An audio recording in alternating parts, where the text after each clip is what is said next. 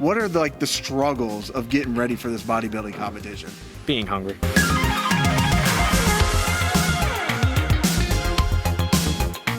Hey guys, welcome back to another interview here on Toned In Entertainment. Today we're at Florida Supercon in Miami Beach, and joining me once again on the channel is Faboo Andre. How you doing, Faboo?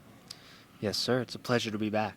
It's always a pleasure to have you here on the channel. It's been, I think, like 2 years now since we've last interacted. And this is our third interview? It is the third official interview, yes. We had the one after AEW, the one at the fair, and now we have one at Supercon in Miami, Florida. Actually, we had one at Blueprint as well, too, so this would be the fourth one. You were a guest appearance, I think, at the one on the fair. I was. I walked in because I was a star. We needed extra star power. Faboo was there. Remember, we were wearing masks at the time and everything. Yeah, that was 2020. Yeah. That was COVID. Is it hard to look back at some of those old interviews and wrestling matches or times just with the mask on? No, I mean, I didn't wear the mask during the matches. No, not during the matches. But, no, 2020 was fine for me. That was when I got on AEW. It was. So. And you wrestled Jon Moxley, of all people. Jon Moxley. I wrestled, we wrestled Kip Sabian, Jimmy Havoc. We wrestled Proud and Powerful. And you know what's funny? Look at how many of those people are still in AEW or still on teams. Me and Tony, my tag partner from the Heavenly Butterflies, have this odd thing where when we wrestled certain people, they just disappeared for a little bit. It's not a coincidence. Could be. It actually could be. But I digress. Now, we are here at Bizarro Wrestling, and you've had quite the interesting career. What is the most bizarro thing you think has ever happened in your career? That's a good question. Aside from that just now. Aside from that. I really don't know. I wasn't prepared for this question. I would say probably the thing that I expected to happen least was the AEW thing. And they just called me up and told me that night. I didn't know anything of what was going to happen until I got there. And they told me who I was going to be wrestling. That was pretty bizarre to me. It was cool, but I just wasn't expecting that. Outside of that, I mean, I've wrestled on some odd shows, some shows that I don't want to go into too much detail about for certain reasons, but I have wrestled on some odd shows, and it's all fun times. It's all fond memories to look back on. So, I mean, even if it's weird, it's just a fond memory. What do you think is the biggest progression you've made here in 2023 from when you started your pro wrestling journey? So, in my opinion, I feel like I've made a lot of stride in my wrestling journey, and I figured a lot of things out, especially in the past couple years. But this year in particular, I am currently 7 days out. This is July 1st. I am currently 7 days out. I will be competing on July 8th back down here in Miami at a bodybuilding show. Okay.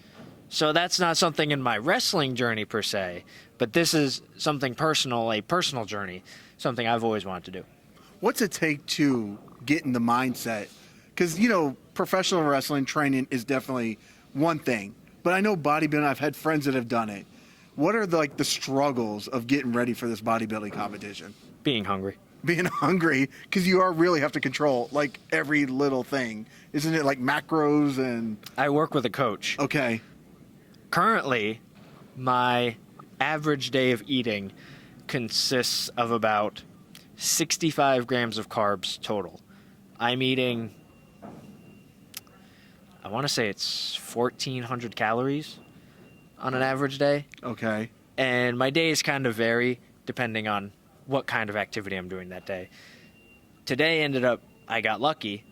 I worked out this morning. I got a message from my coach because we're in constant contact right now leading up to the bodybuilding show. And today I got lucky and my calories are increased. Oh. Yeah, so I enjoyed breakfast. Did that put a big smile on your face when you got that? I ate some pancakes. I had some eggs.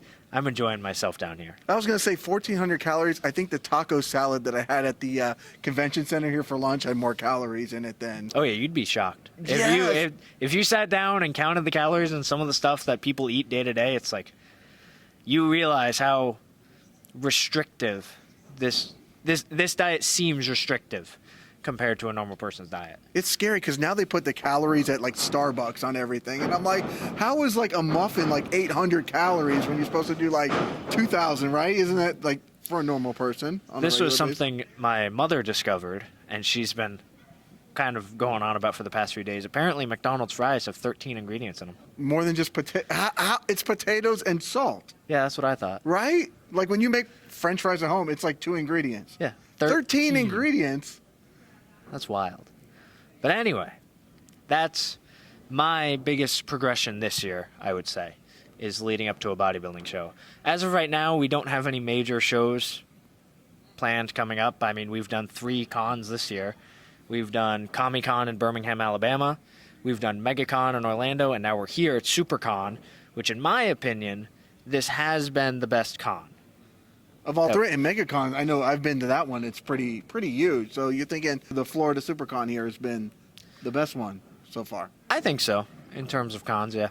Now, you're wrestling in a lot of shows, throughout your career. But here at Bizarro Wrestling, it's a little bit different than your standard show. What can people expect when they come to a Bizarro Wrestling show? One of my absolute favorite things, especially about this show, and it was at the MegaCon show too, is he has the giant screens where he can play people's entrances. He has great music quality. Look at all these seats. It's thousands of seats in here. This place can fit 2,000 people, which for an average wrestling show, that's pretty damn good. So that's my favorite thing about Bizarro is, honestly, the person who runs it, he's a fantastic guy. Corey McGinnis, let's give him a shout out. Corey right? is a fantastic guy. I love working with him. And the show that he puts on, the people that he brings in, like me, Tony, Bubba, it's just a great show all around. I love working for Corey. I love doing these Bizarro shows. They are definitely one of my favorites. I was going to say, you walk into this room, and it feels like a big show is going down here. Yeah. Well, there is a big show going down It looks here. like stars are here. It does. Yeah. Well, they are. I'm with Faboo Andre. That's star power enough for me personally. But, most of the time you walk into a show and it may be in a VFW. It doesn't look like stars are going to be there. Even if you got someone like The Undertaker there. It doesn't look like that's where the stars are going to be. No offense to anyone who wrestles in a VFW. I've done my fair share of VFW and bingo halls, so I get it. But this place looks like where the stars are going to be. Now, what do you prefer, singles wrestling or tag team wrestling with your partner, Tony, as the Heavenly Butterflies? Well, I've come to love tag team wrestling because me and Tony have a very similar mindset, and we make it fun. Fun for each other.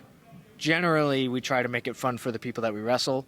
Singles wrestling is fantastic, but with tag team wrestling, it's a lot more dynamic. There's a lot more moving parts.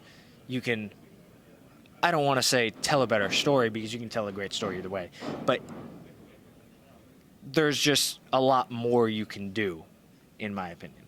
Let's talk about the merch. You got the cool ass shirt on. Is that like a Stranger Things influence shirt or? The Nightmare on Butterfly Street? Oh, it's a Nightmare. Okay.